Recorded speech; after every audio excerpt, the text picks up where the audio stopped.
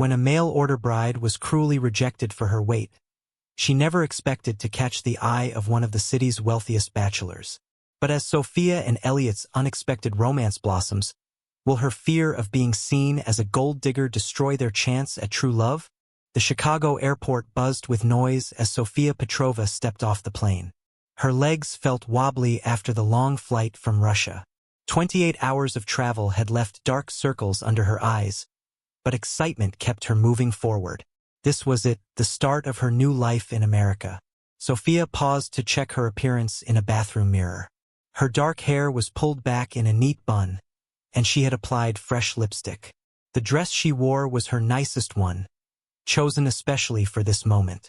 She practiced her smile once more, the same smile she had worn in the photos she'd sent to Thomas Miller over the past 8 months. "You can do this," she whispered to herself in Russian. "He chose you." The truth was more complicated.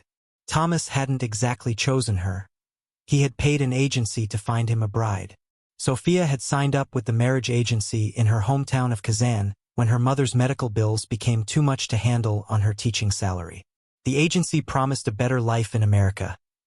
Security, comfort, and maybe someday, love. Sophia followed the signs to baggage claim, her stomach flipping with each step. What if Thomas didn't like her? What if the connection they'd built through emails and video calls didn't translate to real life? Her suitcase was one of the last to appear on the conveyor belt. It contained everything she owned in the world. A few clothes, photo albums, and small keepsakes from home. As she lifted the heavy case, Sophia took a deep breath and headed toward the arrivals area. The crowd of waiting people made her heart race. Families hugging, couples kissing, drivers holding signs with names. Sophia scanned faces, looking for the one she'd memorized from photos. Thomas was 42, with thinning brown hair and kind eyes. At least they had seemed kind in pictures. Then she spotted him. He stood near the back, holding a small sign that read Sophia in neat block letters. He wore khaki pants and a blue button-up shirt, just as he'd described he would. Sophia waved, and their eyes met across the terminal. Thomas's smile faltered instantly. Something flickered across his face. Disappointment? Shock? Sophia felt her own smile freeze as he approached. "Sophia?" he asked, though he clearly knew the answer. "Yes, hello, Thomas. It is so wonderful to finally meet you in person." She stepped forward for a hug, but he extended his hand instead. Sophia quickly adjusted, shaking his hand firmly as she'd practiced. "Let me take your bag," he said, his voice flat. No warmth, no excitement. The ride to Thomas's apartment was mostly silent.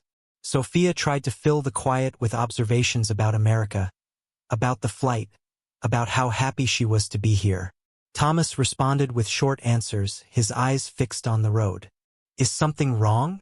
Sophia finally asked as they entered his neighborhood, a row of identical brick buildings with small front yards. Thomas sighed. "You look different than your pictures." Sophia's heart sank. "Different how?" He glanced at her and then back at the road. "You're bigger than I expected." The words hit Sophia like a slap. She had sent full-body photos, though admittedly they had been carefully posed. She'd worn her most flattering clothes and stood at angles that minimized her curves. It wasn't lying exactly, just presenting her best self. "I'm sorry if I disappointed you," she said quietly. Thomas didn't respond as he parked the car. He helped with her suitcase but kept his distance as they climbed the stairs to his second-floor apartment. The apartment was clean but plain. Beige walls, brown furniture, a small kitchen with outdated appliances. Thomas showed her to the guest room. Not their room, but a separate space with a twin bed and empty dresser. "You must be hungry," he said. "I thought we could order takeout tonight." Dinner arrived 30 minutes later. They sat at Thomas's small dining table, eating Chinese food from paper containers. Sophia tried to restart conversation, asking about his job as an accountant, his family in Wisconsin, his hobbies. Thomas answered each question politely but asked nothing in return. No questions about her teaching career, her family, her dreams. The man who had seemed so interested in her life through emails was nowhere to be found. When they finished eating, Thomas cleared his throat. "Sophia," I need to be honest with you. Her mouth went dry. Yes. This isn't going to work. He stared at his empty plate. You misrepresented yourself in those pictures. I specifically wanted someone thinner. Sophia felt the room spin. All those months of planning, of hoping, of imagining a future with this man. Gone in an instant because of her body size? I didn't lie to you, she said, her voice shaking. I sent real photos. Carefully selected ones, Thomas countered. Look, I'm sorry, but physical attraction is important in a marriage. I just don't feel it. Tears burned in Sophia's eyes. What happens now? Thomas at least had the decency to look uncomfortable. I'll pay for a hotel for 2 nights while you figure out your next move. I can help you look into return flights to Russia. Sophia sat frozen, humiliation burning through her. 8 months of emails. 3 video calls. Thousands of miles traveled. All for nothing. Can I stay tonight? She asked, her voice small. It's already late. Thomas nodded. Of course. We'll sort everything out tomorrow. That night, Sophia lay awake in the stranger's guest room, staring at the unfamiliar ceiling. The full weight of her situation crashed down on her. She was alone in a foreign country with limited money and no friends or family to turn to. The future she had pinned all her hopes on had evaporated in a single evening. Outside the window, America continued on, oblivious to her broken heart. Cars passed by. Streetlights glowed. Somewhere in this vast country, people were falling in love, getting married, building lives together. But not Sophia. Not with Thomas. Tomorrow she would face the impossible task of rebuilding her plans from scratch. But tonight, all she could do was let the tears fall silently in the darkness of a room that would never become home. Morning light streamed through thin curtains, waking Sophia from a restless sleep. For a blissful moment, she forgot where she was and why. Then reality crashed back. She was in Thomas Miller's guest room, rejected before she'd even unpacked her suitcase. The smell of coffee drifted under the door. Sophia pulled herself up and caught her reflection in the mirror hanging on the wall. Her eyes were puffy from crying, her hair a tangled mess. She smoothed her hands over her curves, the body that Thomas had deemed unacceptable. Was this really happening? In the kitchen, Thomas sat reading news on his tablet. He glanced up when Sophia entered. I made coffee, he said, gesturing to the pot on the counter.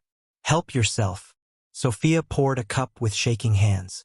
The silence between them felt like a physical thing, heavy and smothering. Finally, Thomas spoke. I found a hotel about 2 miles from here. It's not fancy, but it's clean and safe. I called this morning, and they have a room available. He slid a printed reservation across the table. I've paid for 2 nights. Sophia stared at the paper. And after 2 nights? Thomas shifted uncomfortably. I checked flights. There's one to Moscow on Saturday with a connection to Kazan. I can help with the cost if... No. The word came out sharper than Sophia intended. I mean, thank you, but no. I'm not going back. Thomas looked genuinely surprised. You want to stay in America? Even without us getting married? Sophia hadn't planned beyond this moment, but she knew returning to Russia meant facing not just personal failure but financial ruin. Her mother's medical bills waited. The small apartment they shared had been rented to another family, starting next month. There was nothing to go back to. I have a visitor visa for 3 months, she said. I will find work. Figure something out. Thomas frowned. It's not that simple. You can't just stay and work on a visitor visa. That's illegal. I will find a way, Sophia insisted, though she had no idea what that way might be. After breakfast, Thomas drove her to the hotel. The 20-minute ride felt endless. He attempted small talk, as if they were distant acquaintances rather than 2 people who had planned to spend their lives together. The hotel has free breakfast, he said as they pulled into the parking lot. And there's a bus stop right out front if you need to get around. Sophia nodded, not trusting herself to speak. The hotel was a 2-story building with peeling paint and a flickering vacancy sign. Not the American dream she had imagined. At the front desk, a bored clerk handed over a key card without looking up from her phone. Thomas carried Sophia's suitcase to room 118 on the ground floor, facing the parking lot. The room smelled of cleaning products and old carpet. A queen bed took up most of the space, with a small table and chair squeezed in the corner. The bathroom was tiny, with cracked tiles and a shower that leaked. Thomas set down her suitcase and hovered awkwardly near the door. "Will you be okay here?" Sophia wanted to scream. Of course she wouldn't be okay. She was stranded in a strange country, her future shattered because a man she trusted found her body lacking. But she forced a smile. "I will be fine. Thank you for the room." Thomas pulled out his wallet and removed $300 in cash. "This should help until you figure things out." "I'm really sorry it didn't work between us, Sophia." She took the money silently. $300. That's what her dream was worth to him. "Goodbye, Thomas." She didn't offer to shake his hand or hug him. She simply waited for him to leave. When the door closed behind him, Sophia sat on the edge of the bed and pulled out her phone. She had just enough international data left to send an email. Who could she contact? Not her mother, the news would devastate her. Not the marriage agency, they would pressure her to return immediately. Sophia opened her contacts and scrolled to Anna, her childhood friend who had moved to New York 3 years ago. They hadn't spoken much recently, but Sophia remembered Anna's promise. "If you ever come to America, call me." With trembling fingers, Sophia composed an email explaining her situation, trying to sound more confident than she felt. She hit send before she could change her mind. While waiting for a response, Sophia unpacked her few belongings. From the bottom of her suitcase, she removed a small photo album. Inside were pictures of her mother, her students back in Russia, her tiny apartment in Kazan, the life she had left behind. Hours passed with no word from Anna. Sophia's stomach growled, but she didn't want to spend any of Thomas's money yet. She needed to make it last. Instead, she drank tap water and ate a granola bar she had saved from the airplane. Night fell, and the parking lot outside her window filled with shadows. Each car that pulled in made her heart jump, though she knew Thomas wouldn't return. The room felt smaller with darkness pressing against the windows. Sophia turned on every light to push back the gloom. Her phone pinged at last, an email notification. But it wasn't from Anna. It was from the marriage agency. "Dear Ms. Petrova, we have been informed by Mr. Miller that the match was unsuccessful. As per our contract, this concludes our services. We recommend you return to Russia immediately. No refunds will be issued." Sophia threw the phone onto the bed. No help there. She was truly on her own. Sleep refused to come that night. Sophia lay awake, listening to the sounds of the hotel. Doors slamming, voices arguing.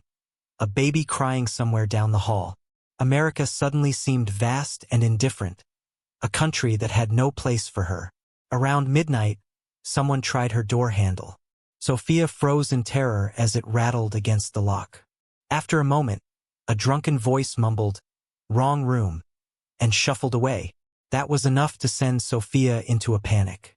She pushed the table against the door and sat with her back against the headboard, too frightened to close her eyes. Morning arrived after an endless night. Sophia's body ached from tension, and her mind raced with increasingly desperate plans. She needed a job, but without proper work authorization, who would hire her? She needed a place to live, but without income or credit history, who would rent to her? The free breakfast promised by Thomas turned out to be packaged muffins and watery coffee in the tiny hotel lobby. Sophia forced herself to eat, knowing she needed to conserve her resources. Back in her room, she counted her money. $300 from Thomas, plus the $800 she had brought with her.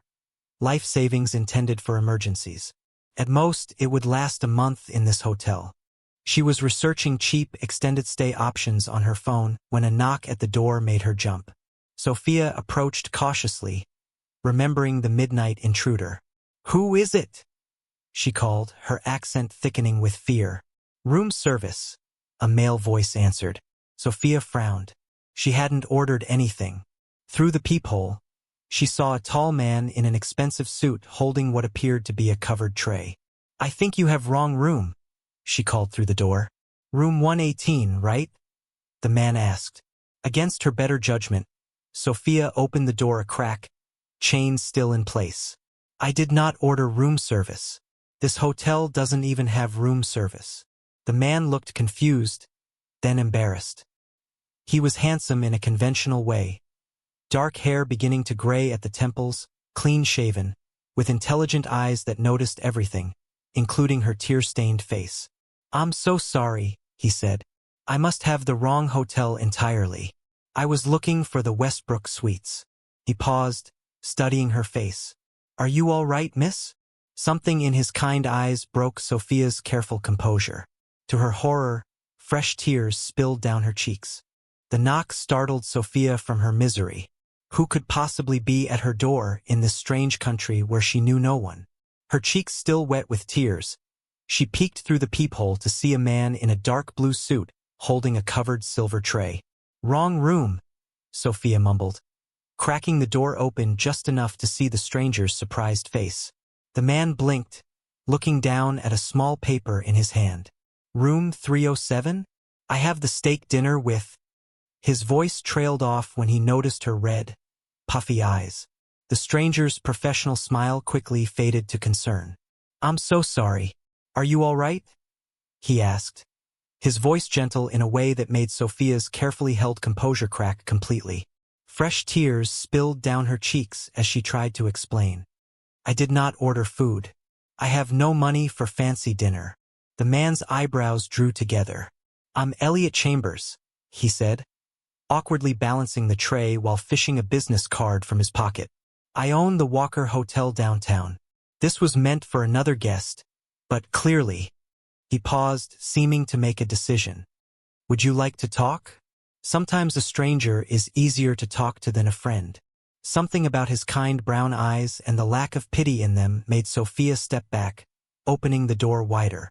I should not burden stranger with problems. Elliot set the tray down on the small table by the window. Consider me a professional listener. Hotel owners hear everyone's stories.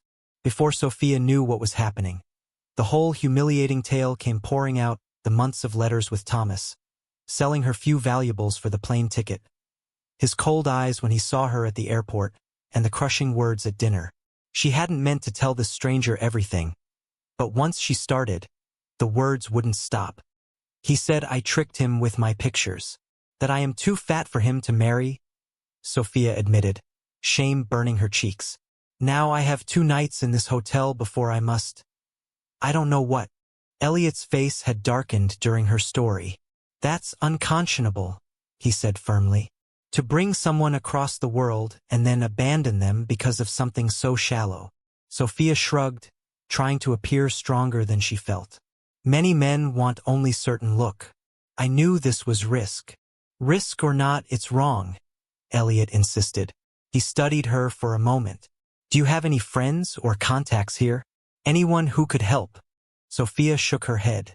Her cousin in Chicago had moved without leaving a new address, and she had no one else. Look, Elliot said, sliding his business card across the table toward her.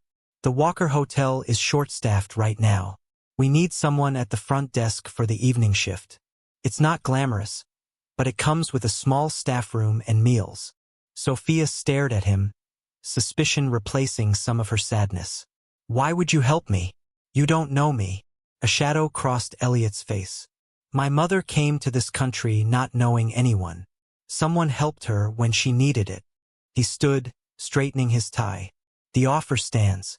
Call the number on that card tomorrow if you're interested. Ask for me. After he left, Sophia sat looking at the business card for a long time. The silver tray with its untouched steak dinner grew cold as she weighed her limited options. Pride told her to find her own way, but practical sense reminded her that her savings would run out in less than a week. The next morning, Sophia walked 6 blocks to a library she'd spotted from the taxi. Using their free computer, she searched for information about Elliot Chambers and the Walker Hotel. The hotel appeared legitimate, a historic building converted into a boutique hotel with excellent reviews. Several business articles mentioned Elliot, describing him as a self-made success who had restored the building 5 years ago. One photo showed him receiving a community service award, smiling next to the mayor. He looked trustworthy in the picture, just as he had in person, but Sophia had learned that appearances could be deceiving. She thought of Thomas's warm letters and cold eyes. Still, what choice did she have? That afternoon, carrying her single suitcase, Sophia stood outside the elegant facade of the Walker Hotel. Its stone columns and gleaming windows intimidated her. People in expensive clothes walked in and out, making her feel even more out of place in her simple dress. Just as she was losing her courage, a voice called out behind her. "You came," Elliot said, sounding genuinely pleased. He was dressed more casually today in dark pants and a light sweater that made him look younger than he had the night before.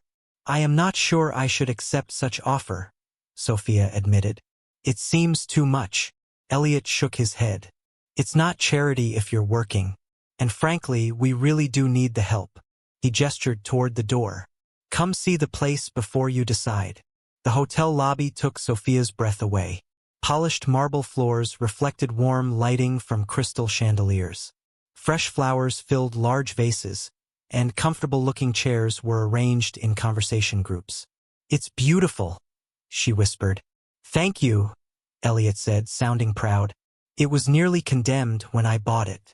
Took 2 years to restore." As they walked through the hotel, Elliot introduced her to staff members, a friendly housekeeper named Maria, a serious chef called Daniel, and several others whose names blurred together. Everyone seemed genuinely happy to see Elliot, which Sophia noted with interest. "And this," he said finally, opening a door on the top floor, "would be your room if you take the job." The staff room was small but clean, with a bed, dresser, tiny bathroom, and a window overlooking the city. It was worlds better than what Sophia had expected. "You would really give this to stranger?" she asked, still disbelieving. Elliot leaned against the doorframe. "You wouldn't be a stranger. You'd be an employee." His expression turned serious. "I'm offering a job, Sophia, not a rescue. You'll work hard for this room." Something about his honesty made her decision easier. She nodded slowly. "When do I start?" Elliot smiled. "How about tomorrow? Today you can rest and get settled." He handed her a key. "Welcome to the Walker Hotel." As Sophia unpacked her few belongings, she wondered if she was making another mistake trusting a man she barely knew. But when she looked out at the city lights beginning to shine as evening fell, a tiny spark of hope flickered in her chest for the first time since arriving in America. "Good morning. Welcome to the Walker Hotel," Sophia said, practicing the greeting for the 10th time in front of her small bathroom mirror. Her first day of work started in 1 hour, and nervous butterflies fluttered in her stomach. What if guests laughed at her accent? What if she made mistakes with the fancy computer system? Her phone buzzed with a text from Maria, the housekeeper who had quickly appointed herself Sophia's guide. "Breakfast in staff room. Come eat before shift." In the cozy staff lounge, Maria had saved her a seat. "You look nice," the older woman said, pushing a plate of eggs toward Sophia. "Eat. You'll need energy for front desk." "I'm scared I will mess up," Sophia admitted, picking at the food. "Everyone messes up first day," Maria shrugged. "Elliot knows this. He is good boss." As if summoned by his name, Elliot appeared in the doorway. Conversations dimmed as he entered, but not from fear. Sophia noticed the respect in the staff's eyes. "Sophia, ready for your training?" he asked, holding 2 coffee cups. He handed her one. "Thought you might need this." The morning passed in a blur of learning check-in procedures, reservation systems, and where everything was located. By lunchtime, Sophia's head was spinning with information, but Elliot was patient, never showing frustration when she needed instructions repeated. "You're doing great," he assured her after she successfully checked in her first guest. "Your English is better than you think." Sophia smiled shyly. "In Russia, I taught English to small children, but speaking with native speakers is different." Elliot's eyebrows rose. "You were a teacher? That wasn't in our conversation."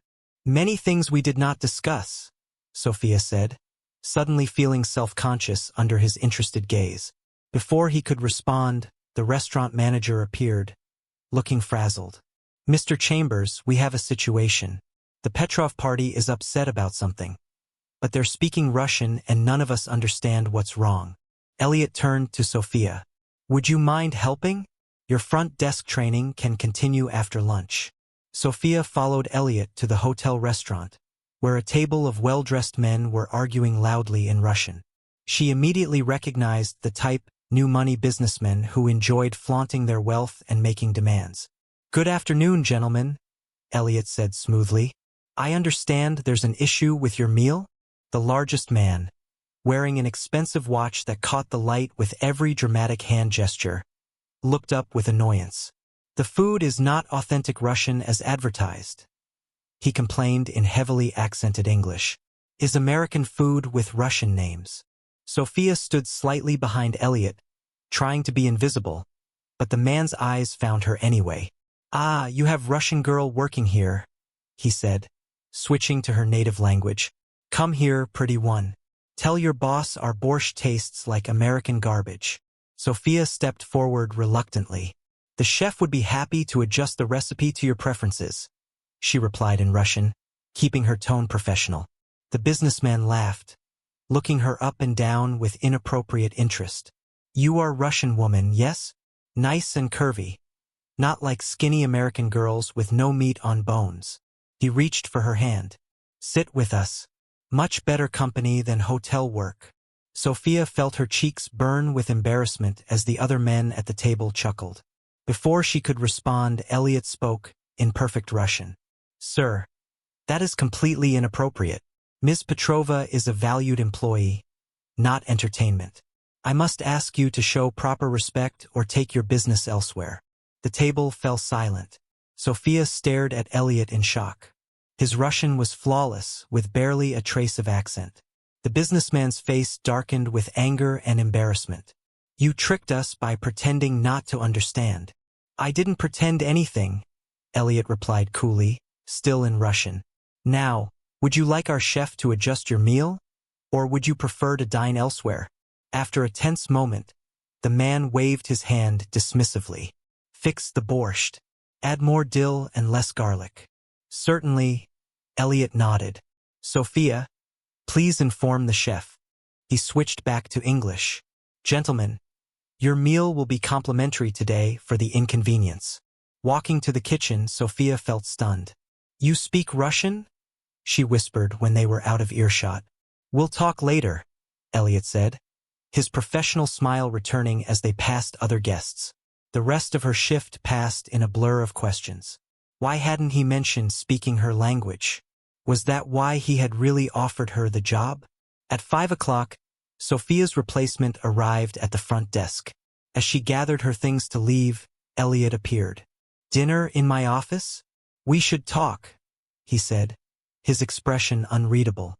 Sophia followed him to his office on the mezzanine level, a warm room with bookshelves and a small dining table by the window. Food was already set up, a simple meal of chicken and vegetables. You speak perfect Russian and never told me, Sophia said as soon as the door closed behind them. Elliot sighed, gesturing for her to sit. I should have mentioned it. I'm sorry. Did you hire me because I am Russian? The question had been bothering her all afternoon. No, he said firmly. I hired you because you needed a job and I needed staff. The Russian connection is... He paused, searching for words. Complicated. Sophia waited, sensing there was more to the story. My mother was from Moscow, Elliot finally said, his voice softening. She came here when she was 20, just like you. She met my father, fell in love, had me. A shadow crossed his face. She never lost her accent, never stopped missing Russia either. She is back in Russia now? Sophia asked. Elliot shook his head. She died when I was 15. Cancer. My father followed 3 years later, heart attack. I'm sorry, Sophia said softly, understanding his earlier comment about someone helping his mother. Russian was our special language, Elliot continued, looking out the window instead of at her. Dad never learned more than a few words, so when Mom and I spoke Russian, it was just for us. He smiled sadly. I haven't spoken it much since she died. Hearing you speak, it brought back memories. The revelation changed something between them. Sophia saw not just the successful hotel owner, but the boy who had lost his mother too young. It made him human in a way their previous interactions hadn't. Over the next 2 weeks, Sophia settled into hotel life. She moved from the front desk to the restaurant when they discovered her skill with languages extended beyond Russian. She could manage basic conversations in German and French as well, making international guests feel welcome. Working gave Sophia purpose. Each paycheck felt like freedom, a step away from the desperation that had brought her to America. She made friends among the staff, especially Maria, who invited her to Sunday dinners with her large family. And then there was Elliot. She often felt his eyes on her as she moved through the dining room, not with judgment like Thomas had looked at her, but with something that made her both nervous and warm inside. Sometimes he joined her for lunch in the staff room, asking about her life in Russia, her family, her dreams. Other times they spoke Russian together, and she watched him relax in a way he never did when speaking English. "You are a different person in Russian," she told him one evening as they walked through the hotel garden after her shift. "How so?" he asked, hands in his pockets as autumn leaves crunched beneath their feet. "More open," Sophia said, trying to find the right word. "Less businessman, more just Elliot." He smiled, that real smile that transformed his serious face. "My mother used to say the same thing."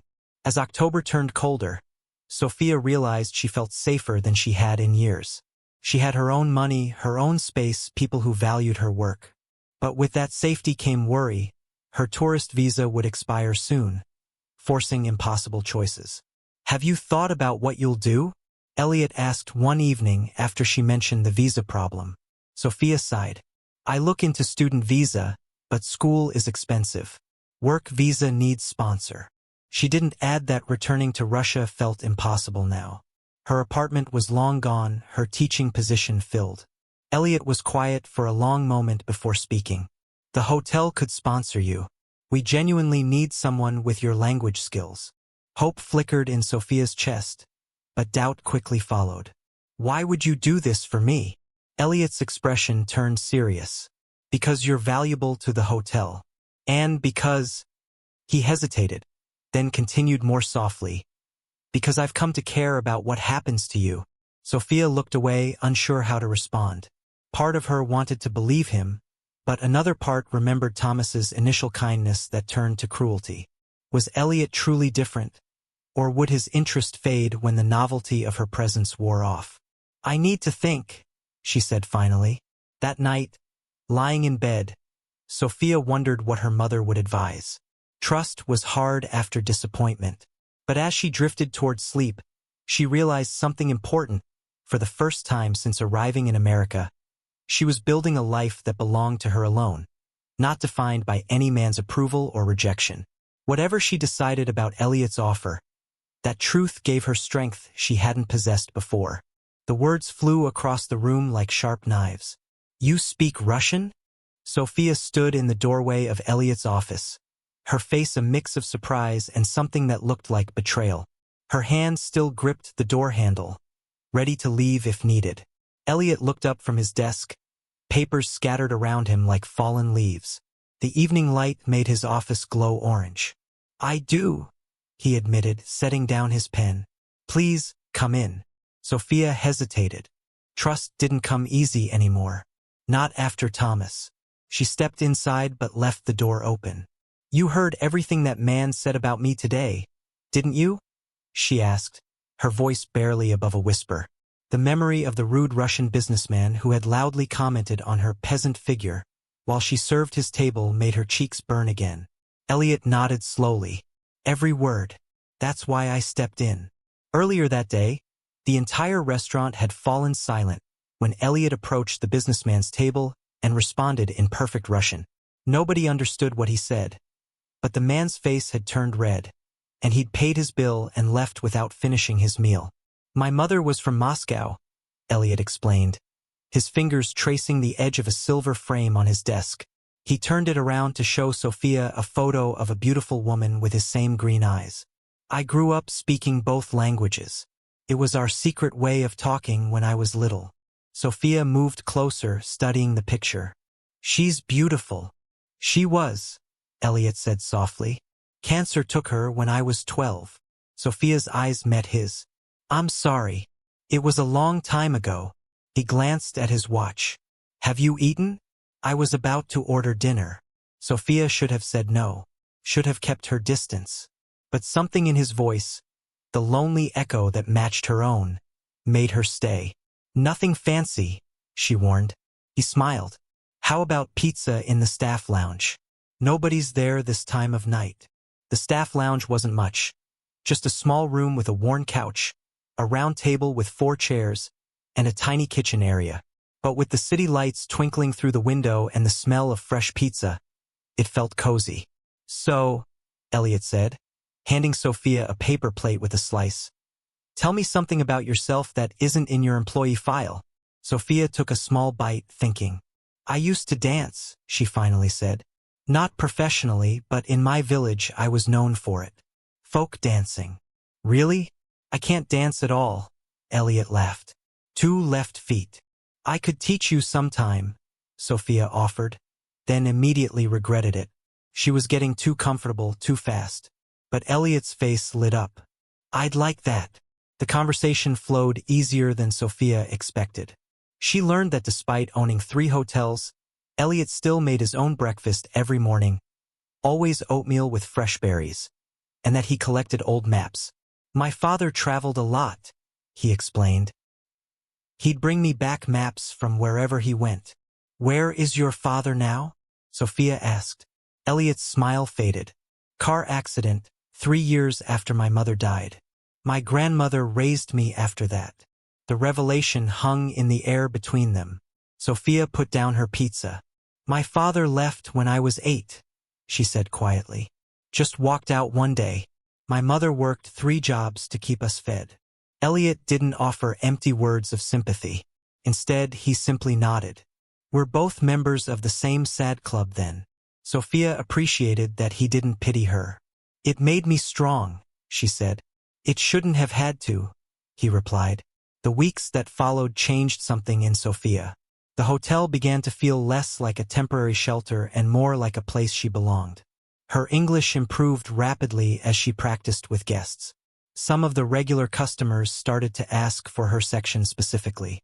One rainy Tuesday, Sophia found a small book on her locker shelf, a Russian English dictionary with a sticky note that read, For the words you're still looking for. E. The gift was simple but thoughtful. That evening, Sophia used it to write Elliot a thank you note in careful English. Their conversations became a regular thing. Sometimes in the staff lounge after closing, sometimes in his office when she brought him coffee. They discovered shared tastes in music and a common love for old black and white movies. Casablanca, Elliot asked one night, holding up a DVD. The hotel's empty tonight. We could use the big screen in the conference room. I've never seen it, Sophia admitted. Elliot looked shocked. Then we absolutely must fix that right now. They watched the movie with a bowl of popcorn between them. Sophia found herself stealing glances at Elliot more than watching the screen. His profile in the dim light, the way he mouthed certain lines he clearly knew by heart. It all made her heart beat faster in a way that scared her. You should join us for dinner tomorrow, Maria, one of the housekeepers, told Sophia as they folded towels together. My husband is making his famous paella. Several staff members are coming. Sophia hesitated. I don't want to intrude. Nonsense. You've been here 2 months and barely know anyone outside of work, Maria insisted. Besides, my Carlos wants to practice his Russian with you. The dinner at Maria's tiny apartment was warm and loud, with children running around and music playing. Sophia found herself relaxing, laughing more than she had in months. So, Carlos asked her over a second helping of paella. What's going on with you and the boss? Sophia nearly choked on her wine. Nothing. He's my employer. Maria and Carlos exchanged knowing looks. What? Sophia demanded. He's never spent so much time in the restaurant before you started working there, Maria said. And Anna from maintenance saw you two watching a movie last week. Sophia's cheeks burned. We're just friendly. MHM, Maria hummed. Very friendly. On her walk home, Sophia couldn't stop thinking about what Maria had said.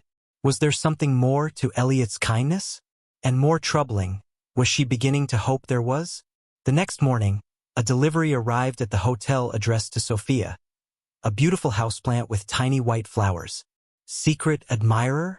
Javier, the front desk clerk, teased as he handed her the small card that came with it.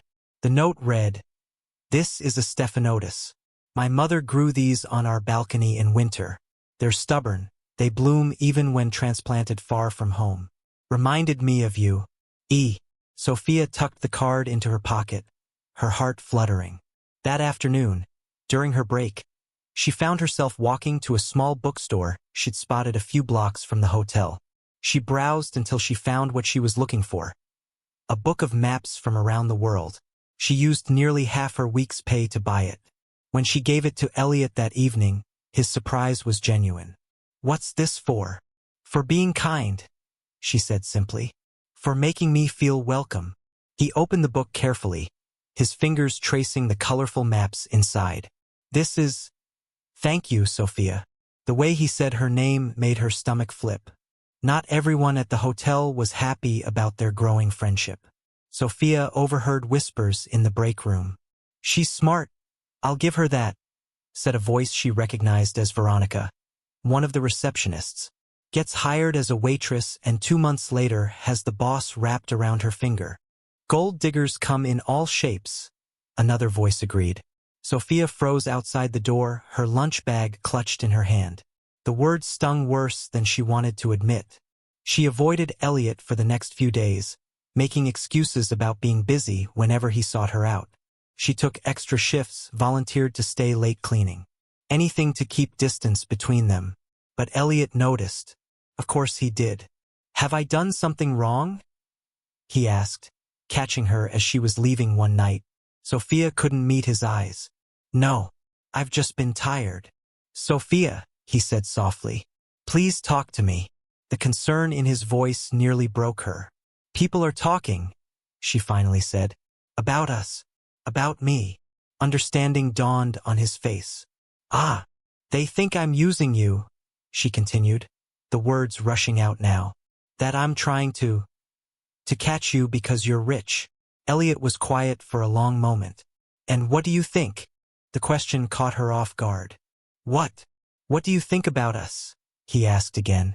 Sophia didn't know how to answer. What was there to think? He was kind and handsome and successful. She was a failed mail-order bride with no money and no plans beyond next week. "I think," she said carefully, "that you feel sorry for me." Elliot's face fell. "Is that really what you believe? Why else would someone like you be nice to someone like me?" The hurt in his eyes was real. "Because I enjoy your company.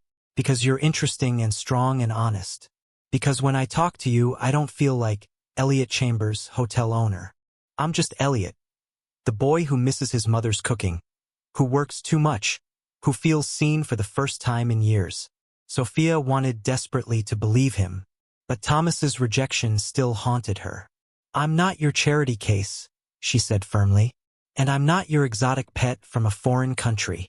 "I never thought you were either of those things," Elliot replied, his voice quiet but intense. "Then what am I to you?" she challenged. He stepped closer.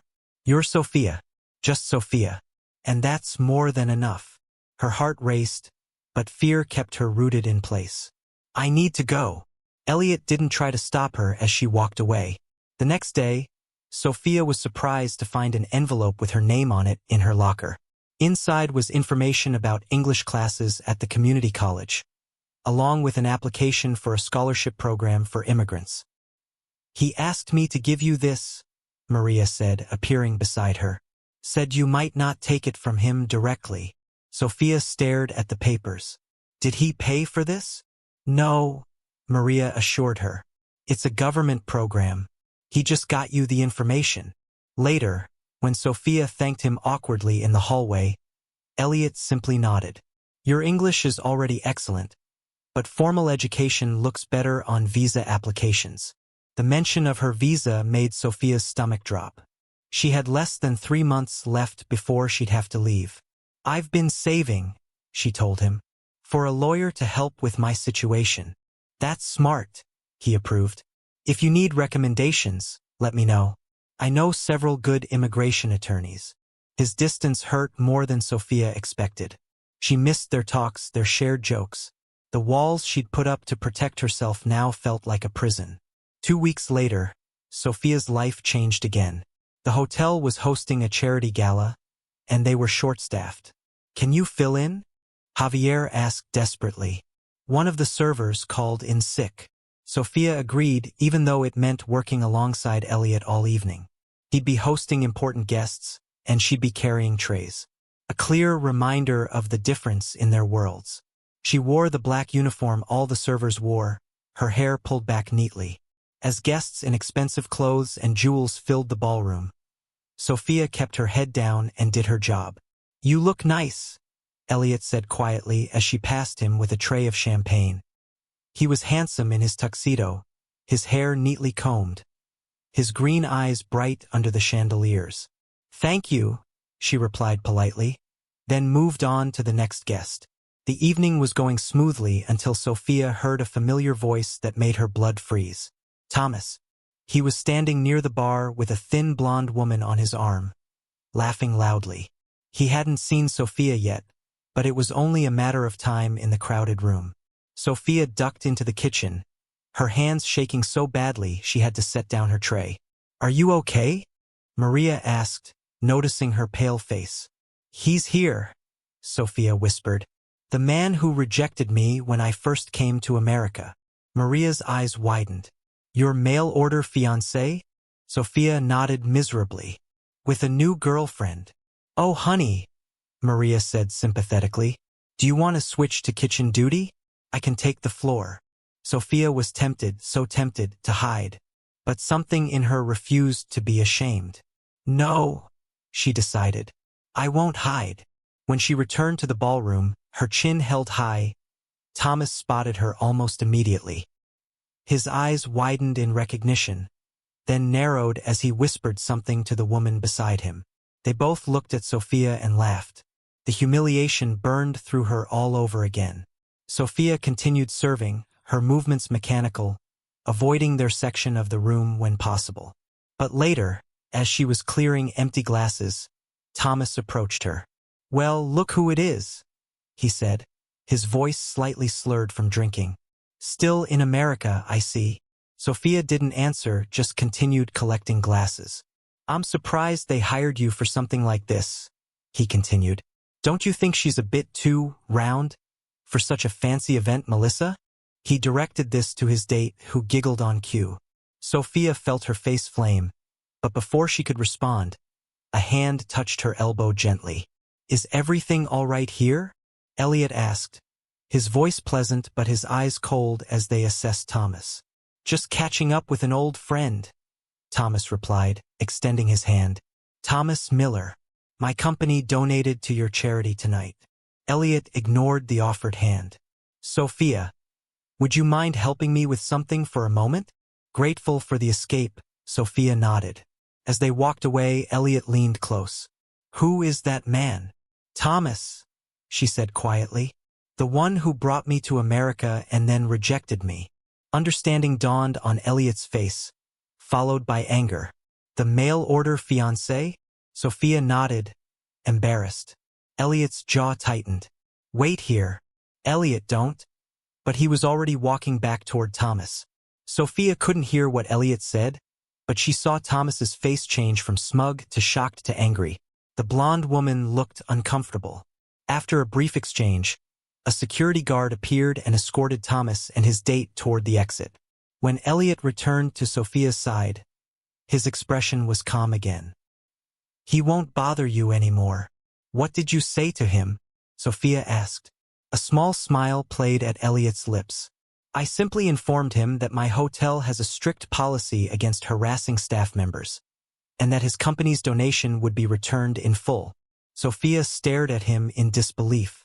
"You didn't have to do that." "Yes," Elliot said firmly. "I did." Later, as the gala wound down and guests began to leave, Sophia found Elliot alone on the terrace, looking out at the city lights. "Thank you," she said, joining him at the railing. "For earlier." Elliot turned to face her. "No one should ever make you feel less than what you are, Sophia." "And what am I?" she asked, echoing their earlier conversation. "Remarkable," he said simply. The word hung in the air between them like a fragile thing. Sophia felt tears threatening and blinked them back. "My visa expires in 2 months," she said abruptly. Elliot nodded. "I know. I might have to go back to Russia." "I know that too." Sophia took a deep breath.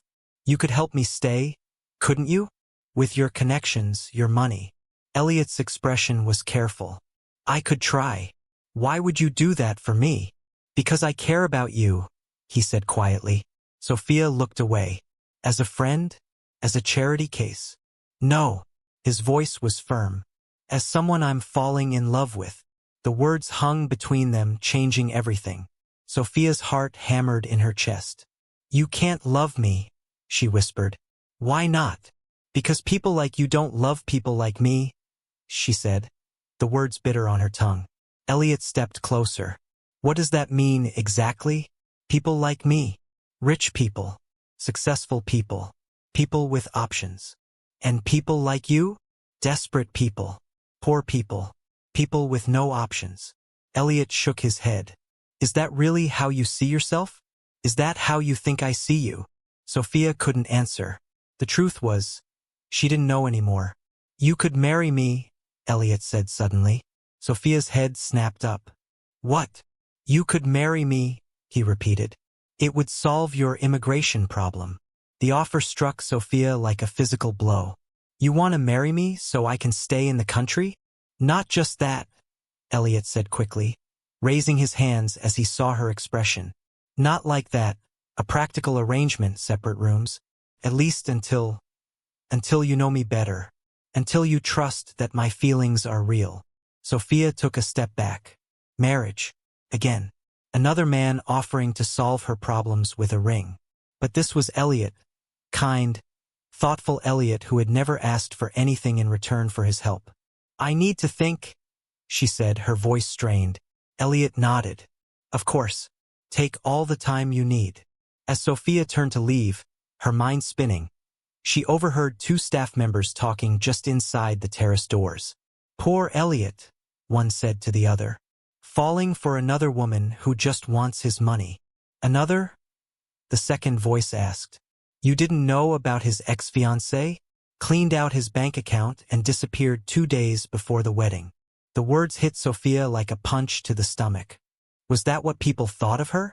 That she was using Elliot, manipulating his kindness to get what she wanted? And worse, had it happened to him before? Heart pounding, Sophia walked away from the terrace, away from Elliot, and away from the choice she wasn't ready to make. The bright red numbers on Sophia's calendar seemed to scream at her. Only 14 days left before her visa expired. She sat on the edge of her bed in the small hotel room that had become her temporary home, staring at the circled date as if willing it to change. Outside her window, the city lights twinkled, so beautiful yet so uncaring about her problems. Sophia jumped when her phone buzzed with a text from Elliot. "Meeting finished early. Dinner in my office? I have news about your situation." Her heart raced as she typed back, "Yes." What news could he have? Good or bad? She changed her outfit 3 times before settling on a simple blue dress that Elliot once said matched her eyes. The hotel's back hallways were quiet as she made her way to the administrative wing. Sophia had learned these hidden paths well during her months working here, preferring them to the main areas where guests might stare at the interesting Russian girl with curiosity. She paused outside Elliot's door, taking a deep breath before knocking. "Come in," his voice called. Elliot stood by the window, his tall figure outlined against the cityscape. He turned when she entered, and the way his face brightened made her stomach flip in that now familiar way. "I ordered from that little Vietnamese place you like," he said, gesturing to the table where steam rose from containers of pho and spring rolls. "You remembered," Sophia said, surprised as always by his thoughtfulness. They sat across from each other, and for a while, They just ate and talked about small things. A difficult hotel guest, a funny story from the kitchen staff, the first signs of spring appearing in the city parks. Sophia almost forgot about her looming deadline until Elliot cleared his throat. So, he began, suddenly looking nervous. I've been talking to my lawyer about your visa situation. Sophia put down her spoon. And there aren't many options, Sophia, with your background and current status. He hesitated, then looked directly into her eyes. You could marry me. The silence in the room was so complete that Sophia could hear the clock on his wall ticking. 1 second, 2 seconds, 3. Marry you? She finally whispered. Elliot immediately raised his hands defensively, seeing her shocked expression. Not like that, I mean a practical arrangement, to help with your immigration status. We could have separate rooms, separate lives if you want. Nothing would have to change except on paper. Sophia stood up so quickly her chair nearly toppled backward. You want to marry me because I'm your charity case? The words came out sharper than she intended. No, that's not. Then what? Your pet project? The sad Russian girl you rescued? Sophia could feel her cheeks burning with embarrassment and anger. After Thomas's rejection, the idea of being pitted felt worse than being unwanted. Elliot ran a hand through his hair in frustration. That's not fair, Sophia. You know I don't see you that way. Then how do you see me? She challenged. He stood too now, his tall frame making the office seem smaller. For a moment, something flickered in his eyes. Something that made Sophia's heart pound. But he looked away. As a friend, he said finally. Someone I care about and don't want to see forced to leave. Something deflated inside Sophia. Of course, what had she expected? That this rich, handsome American had actually fallen for the chubby mail-order bride that another man had rejected? She was being foolish. I need time to think, she said, gathering her purse. Thank you for dinner. She left his office quickly, not trusting herself to stay composed if he said anything else. The back hallway seemed longer now, and Sophia leaned against the wall for a moment, trying to sort through her confused feelings. Did she want to marry Elliot? The thought sent a swirl of emotions through her chest. Not like this, not as a business arrangement. Not when she had realized, somewhere between late-night conversations and stolen glances, that her feelings for him had grown into something frightening and wonderful. Lost in thought, Sophia didn't notice she was near the employee break room until she heard her name. Sophia from Russia, a female voice was saying. Haven't you noticed how much time she spends with Mr. Chambers? Sophia froze. It was Melissa from the front desk talking to someone else. Of course I've noticed, replied another voice. Kevin from housekeeping. Everyone has. Poor Elliot. Falling for another woman who just wants his money. Another gold digger, you mean? Melissa laughed. Remember that model last year? At least she was upfront about wanting his wallet. Sophia's blood turned to ice. This was how the staff saw her? As just another woman using Elliot? She's clever though, Kevin continued, playing the damsel in distress with her visa problems. And Elliot's such a sucker for a sad story. Sophia backed away silently, her vision blurring with tears. She'd heard enough. Practically running now, she made it back to her room and locked the door behind her before the first sob escaped. All this time, people had been watching her, judging her relationship with Elliot, assuming the worst. And maybe they were right. Wasn't she considering his marriage proposal because it would solve her problems? Wasn't she taking advantage of his kindness? Sophia looked around the hotel room that Elliot had given her. The job he had created for her. The life he had helped her build. She had convinced herself she was earning her keep, proving her worth. But was she really just another person using him? A memory surfaced. Elliot telling her about his ex-girlfriend. A model who had leaked private photos of his home to tabloids after their breakup. She never saw me, he had said quietly. Just my bank account. Sophia couldn't bear the thought of being grouped with people who had hurt him. She couldn't bear the staff's whispers and judgmental looks. And most of all, she couldn't bear a marriage of convenience to a man she was falling in love with. The decision crystallized in her mind with painful clarity. She had to leave. Not just Elliot's hotel but his life. It was the only way to prove to herself and everyone else that she wasn't after his money. Sophia pulled her suitcase from under the bed and began packing methodically, tears streaming down her face. She didn't have much. Some clothes, a few books, the small wooden doll her grandmother had given her before she left Russia. It took less than 20 minutes to pack her entire life. She wrote a note with shaking hands. "I won't be another person who takes advantage of your kindness." She left it on the bed along with her employee badge. The night desk clerk was busy with a late check-in when Sophia slipped through the lobby. No one noticed as she stepped out into the cool night air, the door closing behind her with a soft click of finality. Sophia had exactly $743 in her savings account. Not enough for a plane ticket back to Russia, but enough to find a cheap place to stay while she figured out her next move. She remembered a Russian bakery she had visited with Elliot, where the owner had mentioned renting rooms above the shop. It was past midnight when Sophia arrived at the bakery, closed now with only a single light burning in the upstairs window. She hesitated before ringing the bell, wondering if this was a terrible mistake. But what choice did she have? After a long moment, a woman's face appeared at the window. Olga Petrovna, the bakery owner, came down in her robe and slippers, surprise evident on her face when she saw Sophia with her suitcase. "Child, what are you doing here so late?" she asked in Russian. Through tears, Sophia explained her situation. The expiring visa, her need for a place to stay and work. She left out Elliot's marriage proposal and the real reason she had fled the hotel. Olga studied Sophia's face for a long moment. "I have a small room upstairs. Not fancy like your hotel but clean. And I always need help in the bakery. Early hours, hard work, small pay." "I'm not afraid of hard work," Sophia said, straightening her shoulders. Olga nodded, a hint of approval in her eyes. "We start at 4 a.m. Tonight you sleep. Tomorrow you bake." The room was tiny. Just a bed, a dresser, and a small bathroom with a shower that barely fit Sophia's frame. But it was hers, earned honestly. Sophia lay awake most of the night, wondering if Elliot had found her note yet, if he was angry or hurt or simply relieved to be free of her problems. Morning came too soon. The work in the bakery was physically demanding. Mixing heavy dough, lifting trays, standing for hours. By noon, Sophia's back ached and flour coated her hair, face, and clothes.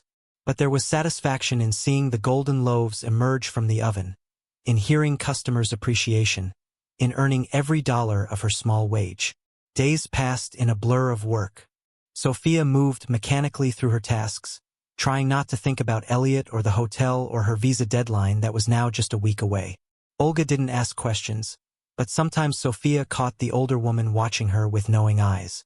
"You run from something or someone?" Olga finally asked on Sophia's 5th day, as they closed the bakery for the evening. Sophia hesitated, then nodded. "Man trouble?" Olga continued, wiping flour from her hands. "Not exactly," Sophia said. "More like pride trouble." Olga grunted. "Pride is expensive luxury, girl." "What do you mean?" "My Nikolai, God rest him, proposed 3 times before I said yes," Olga said, putting away the day's receipts. "First time, I say no because his mother didn't like me. Second time, I say no because I thought I wasn't good enough for doctor's son. Third time," she smiled at the memory. "Third time I was smart enough to say yes." "Why did you keep saying no?" Sophia asked. "Pride," Olga said simply. "And fear. Bad combination." That night, Sophia dreamed of Elliot. Not the wealthy hotel owner in his expensive suits, but the man who had sat cross-legged on her floor eating takeout, who laughed at her terrible American jokes, who listened to her stories about Russia with genuine interest. The man whose eyes softened when he looked at her in a way that made her feel beautiful despite what Thomas had said. A week passed, then another. Sophia settled into her new routine, trying to convince herself she was happy with her decision. Her visa expired, leaving her working under the table for cash, always looking over her shoulder, afraid of deportation. Then one rainy Tuesday afternoon, the bell above the bakery door chimed. Sophia looked up from the display case she was arranging to see Elliot standing in the doorway, soaking wet, looking like he hadn't slept in days. Their eyes met, and everything else faded away. The bakery, the rain, the customers waiting in line. Sophia couldn't breathe, couldn't move, couldn't think. "You're a hard woman to find, Sophia Petrova," Elliot said quietly. Olga, seeing what was happening, shooed the other customers aside. "Take break," she ordered Sophia. "Use office in back." Sophia led Elliot to the tiny room that served as Olga's office, heart pounding so loudly she was sure he could hear it. When the door closed behind them, they stood facing each other in awkward silence. "How did you find me?" Sophia finally asked. "I've been to every Russian restaurant, bakery, and shop in the city," Elliot said, running a hand through his damp hair. "Your visa expired 2 weeks ago. Do you know how worried I've been?" Sophia looked down at her flower-covered apron. "I left a note. I won't be another person who takes advantage of your kindness," Elliot quoted. 9 words, Sophia. 9 words after everything we've shared. "I heard the staff talking," she admitted. "They think I'm just using you for your money, like your ex-girlfriend. Another gold digger." Understanding dawned on Elliot's face. "So you ran?" "Yes." Elliot stepped closer. "Those people don't know me or us," he insisted, voice breaking. "I've spent my life being valued for my wealth, not myself. With you, I'm just Elliot. The boy who misses his mother's blini, who works too much, who feels truly seen for the first time." Sophia's eyes filled with tears, but she stood her ground. "Your marriage proposal was about fixing my problems, not about us." "Because I was afraid," Elliot exclaimed. "Afraid that if I told you how I really felt, you'd think I was taking advantage of your situation. That you'd only say yes because you needed the visa, not because you wanted me." "How you really felt," Sophia repeated, hardly daring to believe what she was hearing. Elliot took her flower-covered hands in his.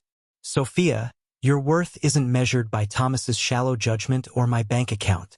I'm in love with your strength, your kindness, your resilience. Everything that makes you Sophia." A tear slipped down Sophia's cheek, leaving a track in the flower dust. "You love me.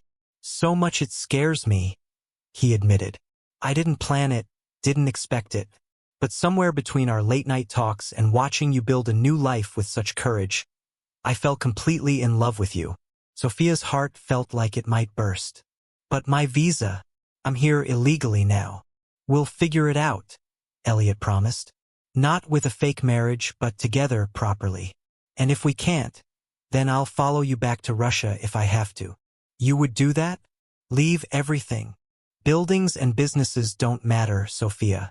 Finding someone who sees the real you, that's what matters."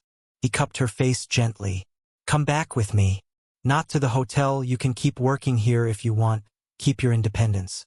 But let me help you figure out the visa situation the right way." Sophia looked into his eyes and saw nothing but sincerity. Maybe Olga was right. Maybe pride was an expensive luxury.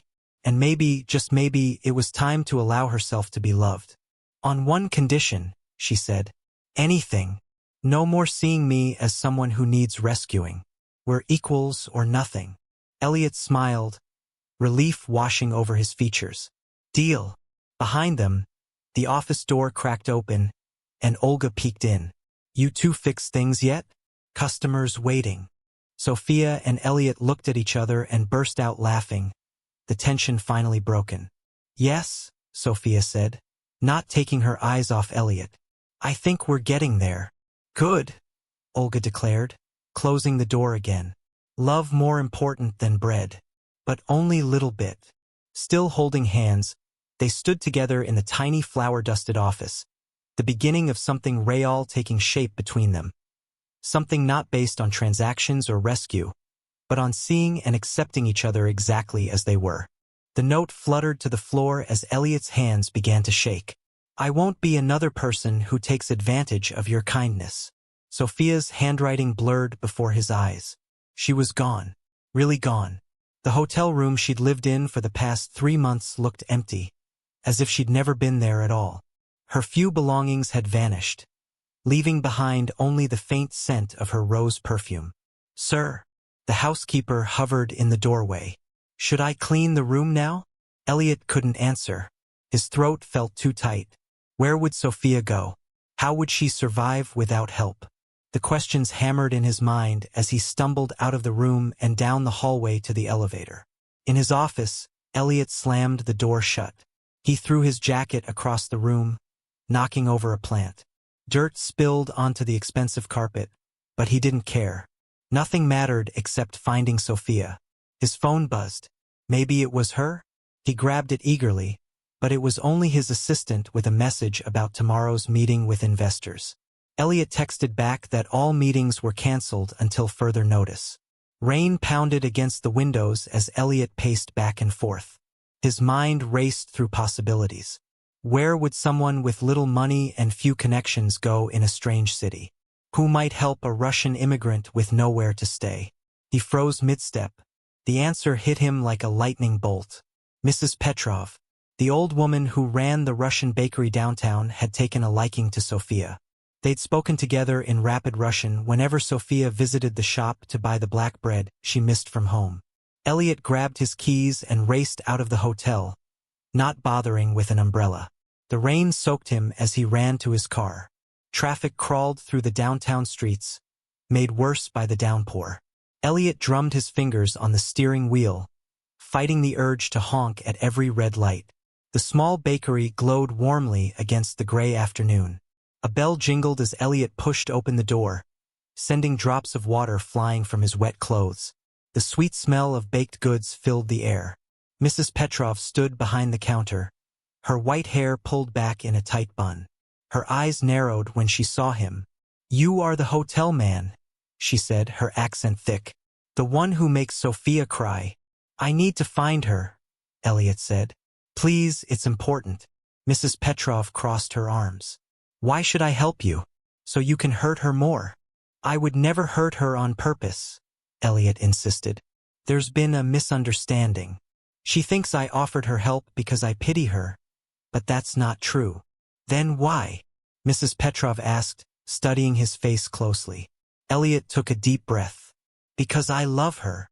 The old woman's expression softened slightly, but she shook her head. "Words are easy. Men say love when they want something.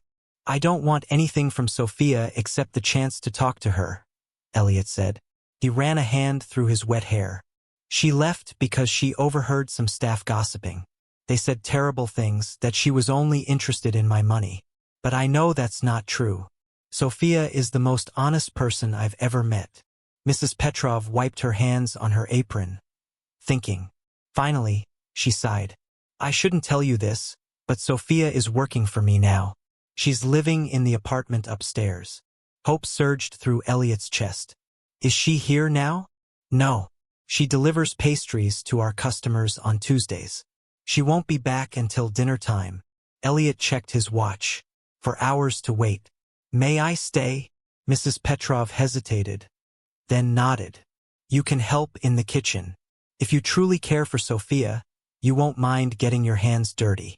For the next 4 hours, Elliot worked alongside Mrs. Petrov's teenage grandson, Anton. The boy taught him how to knead dough for Russian black bread, laughing at Elliot's clumsy attempts. "You've never worked with your hands before, have you?" Anton asked. Elliot shook his head. "Not like this. My parents died when I was young, and my uncle raised me to focus on business. Work meant sitting behind a desk, making deals, managing people. Sophia works harder than anyone I've ever seen," Anton said as he shaped dough into loaves.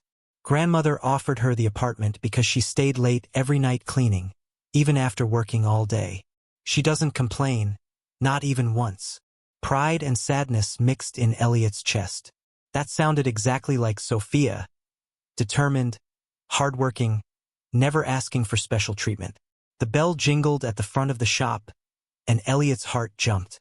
He wiped flour from his hands and peered through the kitchen doorway. It wasn't Sophia, just a customer buying cookies. "Tell me about Russia," Elliot said to Anton as they waited for the bread to bake. "Sophia doesn't talk much about her hometown." Anton shrugged. I was born here, but grandmother says Sophia comes from a small village, very poor. Her father left when she was little. Her mother worked 2 jobs to save money for Sophia's education. The picture of Sophia's life began to fill in. No wonder she hated feeling like a charity case. She'd been fighting for independence her whole life. The oven timer dinged, and Anton showed Elliot how to test if the bread was done. The rich, yeasty smell filled the kitchen as they pulled the hot loaves out to cool. "She'll be here soon," Mrs. Petrov said, coming into the kitchen. She looked Elliot up and down, taking in his flour-covered clothes and tired face. "You should wash up." In the tiny bathroom, Elliot splashed cold water on his face. He barely recognized himself in the mirror. His usually perfect hair was a mess, his expensive shirt ruined with flour and dough. He looked like a disaster, and strangely, he didn't care. For the first time in years, he wasn't worried about appearances. The front bell jingled again. Elliot froze, listening. "Hello, Mrs. Petrov. I delivered all the—" Sophia's voice stopped suddenly. Elliot walked out of the bathroom, his heart pounding. Sophia stood by the counter, still wearing her coat, a delivery bag hanging from her shoulder. Her eyes widened when she saw him. "What are you doing here?" she asked. Her voice sounded small, hurt. "Looking for you," Elliot said simply. Sophia's face hardened. "Well, you found me. Now you can go back to your hotel and your rich friends and forget all about your little charity project." "Is that really what you think you were to me? A charity project?" Elliot stepped closer, but Sophia backed away. "I heard what your staff said," Sophia replied, her chin lifting defiantly despite the pain in her eyes. "The poor Russian girl tricking the rich hotel owner. Is that why you offered to marry me? Because you felt sorry for me?" Elliot shook his head. "Those people don't know me or us. They see what they expect to see. A wealthy man, a foreign woman. They make up stories because they don't understand." "Understand what?" Sophia challenged. "That I've spent my life being valued for my wealth, not myself," Elliot said, his voice breaking. "With you, I'm just Elliot, the boy who misses his mother's blini, who works too much, who feels truly seen for the first time." Sophia looked away, unwilling to be swayed. "You can find someone better, someone from your world." "I don't want my world," Elliot insisted. "It's empty, full of people who only care about money and status. You're the first person since my mother died who hasn't treated me differently because of my bank account." Mrs. Petrov and Anton had disappeared into the kitchen, leaving them alone in the front of the bakery. Outside, the rain had stopped, and the late afternoon sun slanted through the windows. Sophia hung up her coat and moved behind the counter, keeping it between them like a barrier. "Maybe I should thank Thomas for rejecting me," she said bitterly. At least he was honest about what he wanted. The mention of Thomas made Elliot's jaw tighten. Thomas was a fool who couldn't see beyond appearances. He wanted a doll, not a real woman. "And what do you want, Elliot?" Sophia asked, her eyes searching his face. "A partner," he answered without hesitation. "Someone who challenges me, who isn't impressed by my money or afraid to tell me when I'm wrong." He took a deep breath. "Your worth isn't measured by Thomas's shallow judgment or my bank account. I'm in love with your strength, your kindness, your resilience. Everything that makes you Sophia." A tear slipped down Sophia's cheek, but she quickly wiped it away. "How can I believe you? Everyone wants something." "You're right," Elliot agreed. "I do want something. I want the chance to prove myself to you. Not as a rich man, not as your rescuer, but as someone who sees you exactly as you are and loves you for it." Sophia's hands trembled as she fidgeted with a napkin on the counter. "I left because I was scared," she admitted quietly. "Not of you, but of myself, of how much I wanted to believe in this, in us." Elliot circled the counter slowly, giving her time to back away if she wished. She didn't move. "I understand fear," he said. "After my parents died, I built walls around myself. Money became my shield. If people only wanted me for what I could give them, at least I wouldn't be surprised when they left." "I didn't want to leave," Sophia whispered, but I couldn't bear to hear more whispers. More rumors about the gold digger from Russia. Elliot gently took her hands in his. They were rough from work, so different from his own. Then we'll make a deal, he said. No more rescuing. No more running away. Just two people figuring things out together. Sophia looked up at him. What about my visa? It expires next week. We'll talk to a lawyer, Elliot said. Find options that don't involve rushing into marriage. Maybe a work visa or... I could continue working here, Sophia suggested.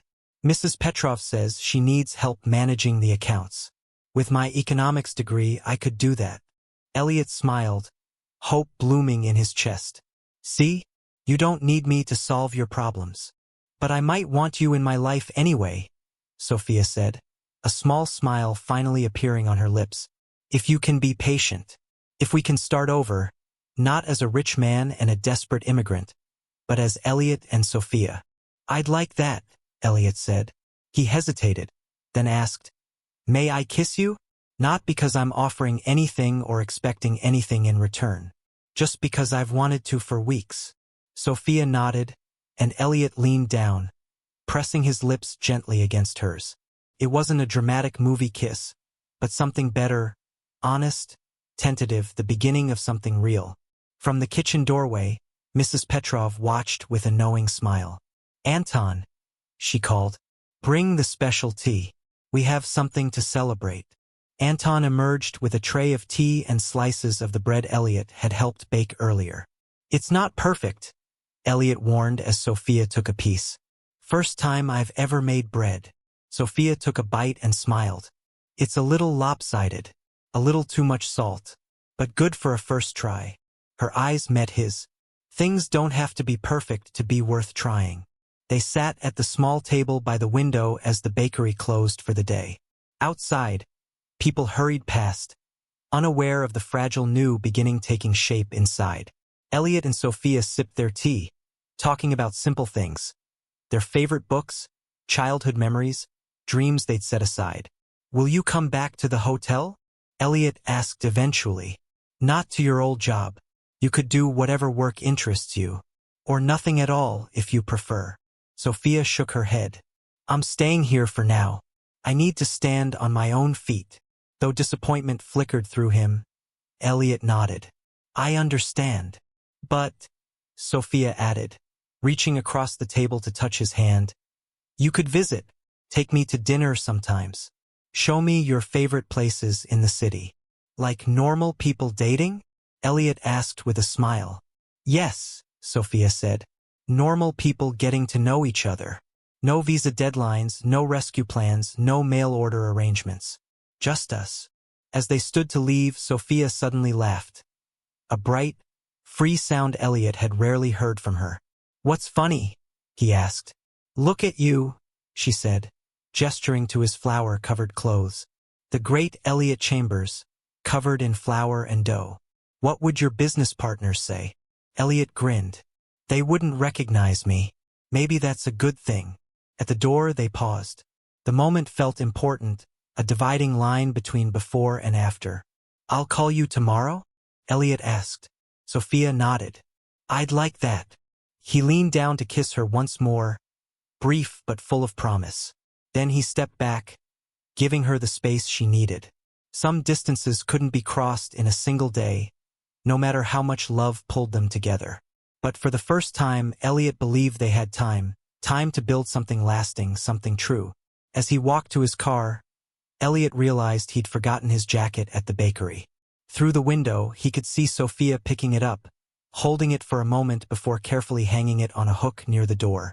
She glanced outside and saw him watching. Instead of embarrassment, her face showed a tentative happiness that mirrored his own. Elliot waved and Sophia waved back. It wasn't a fairy tale ending with all problems magically solved. Sophia still faced visa challenges. Gossip would still follow them. Cultural differences would need to be navigated.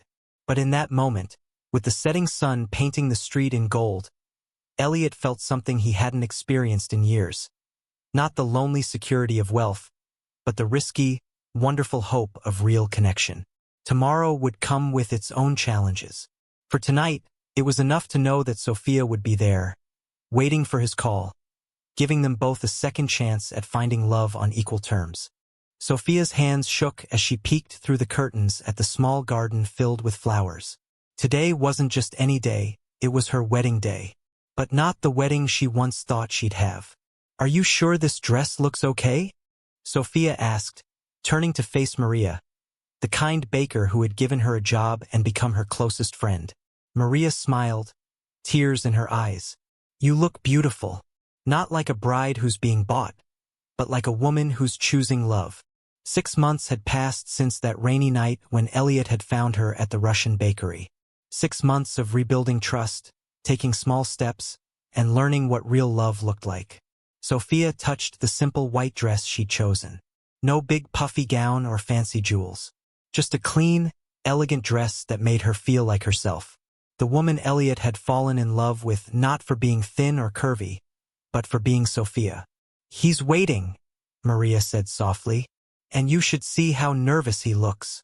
Sophia laughed, picturing confident, successful Elliot fidgeting in his suit. The man who ran huge hotels and made million-dollar deals, nervous about marrying her. Still felt like a dream sometimes. "Did his family show up?" Sophia asked, her smile fading a little. Maria squeezed her hand. "His cousin and aunt are here. The others?" She shrugged. "Their loss." Most of Elliot's family had made it clear they thought he was making a mistake. A few had said awful things about gold diggers and foreign brides right to Sophia's face. It had nearly broken them up again last month, when Sophia overheard Elliot's brother warning him about prenuptial agreements at their engagement dinner. "5 minutes, ladies," called the wedding planner through the door. Sophia took a deep breath. This wasn't the fancy society wedding Elliot's family expected. They had chosen a small garden behind a local community center, with just 40 guests, the people who truly supported them. "I'm ready," Sophia said, straightening her shoulders. As the music began playing, Sophia stepped out into the sunlight. The path ahead was lined with white rose petals leading to a simple wooden arch covered in flowers. And there, waiting with the biggest smile she'd ever seen, stood Elliot. His eyes locked with hers, and everyone else seemed to disappear. Sophia felt her heart pounding as she took one step, then another. This wasn't about papers or green cards or security anymore.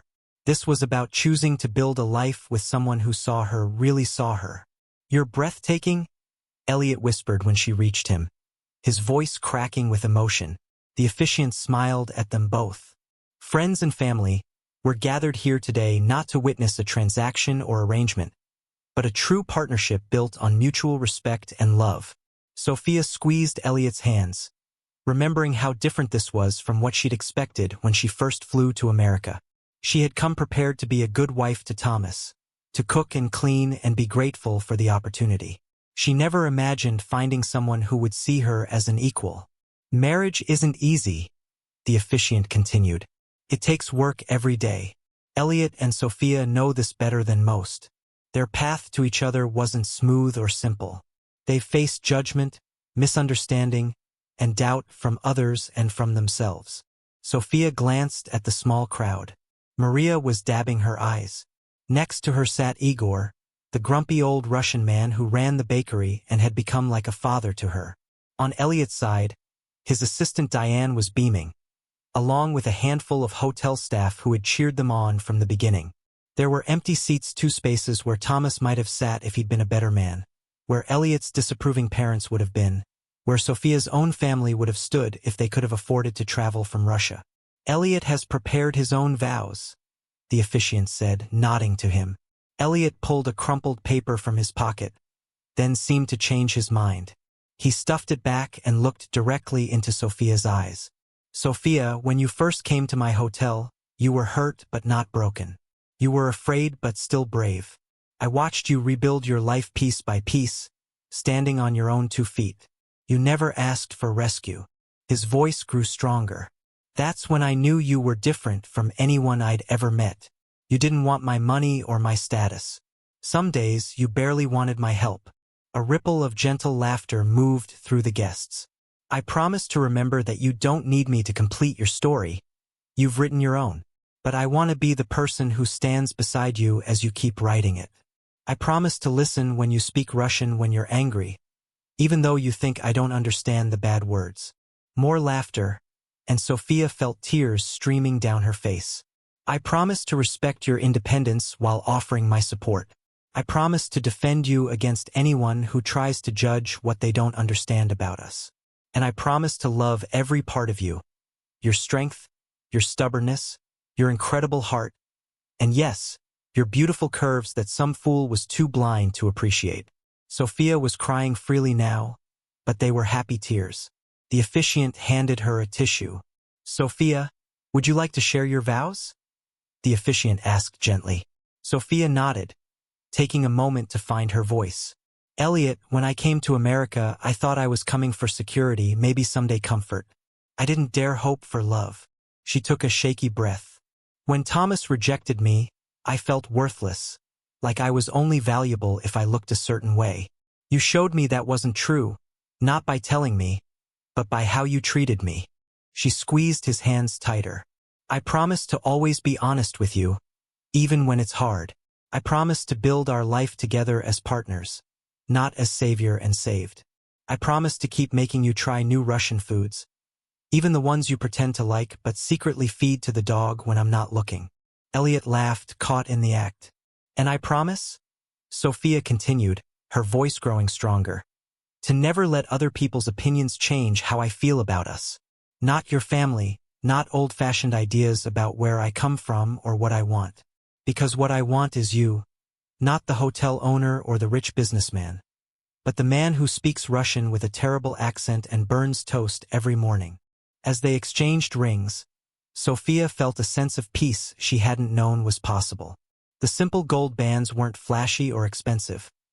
Another choice they'd made together, despite the jeweler pushing for something more suitable for a man of Elliot's position. "By the power vested in me, I now pronounce you husband and wife," the officiant declared. "You may kiss your bride."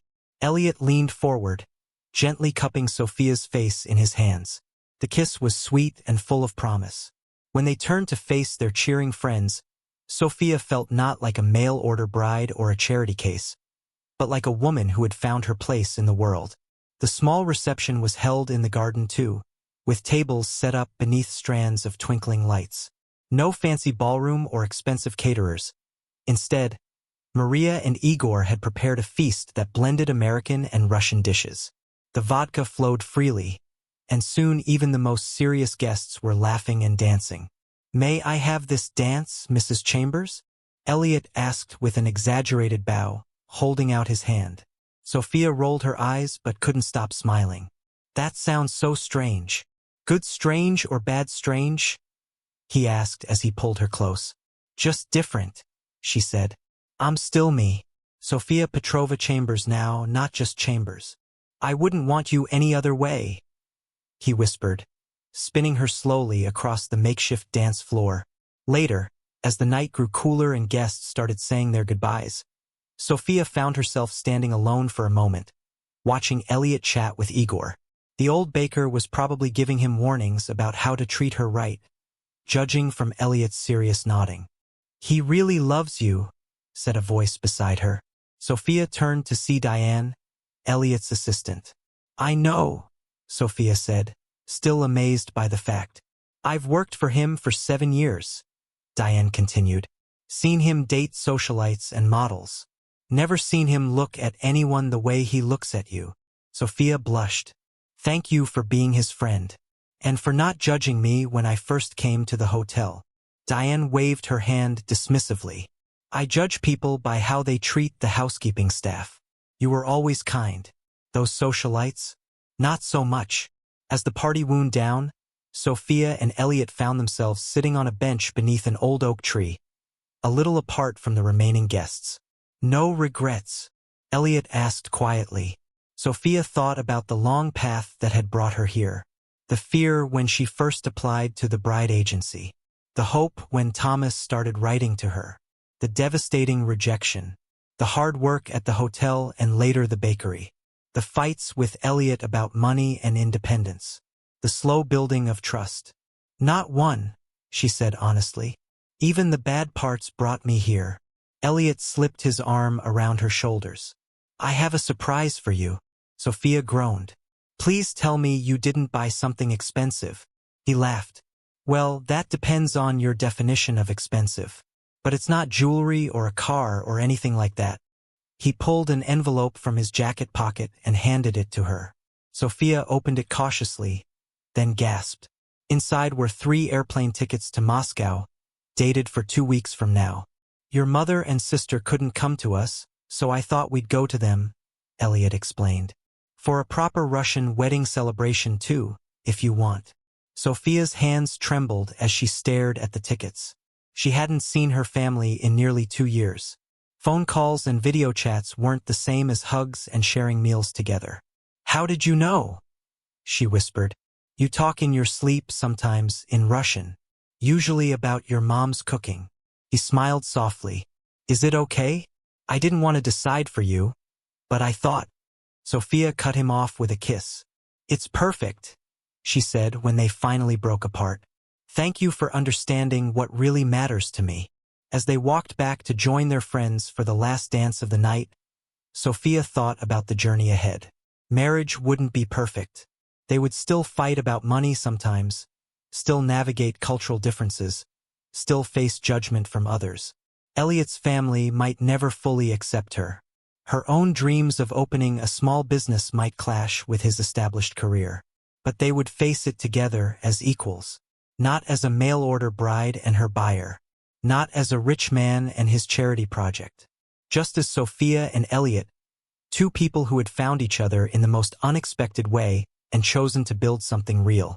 The DJ announced the last song, and Elliot pulled Sophia back onto the dance floor.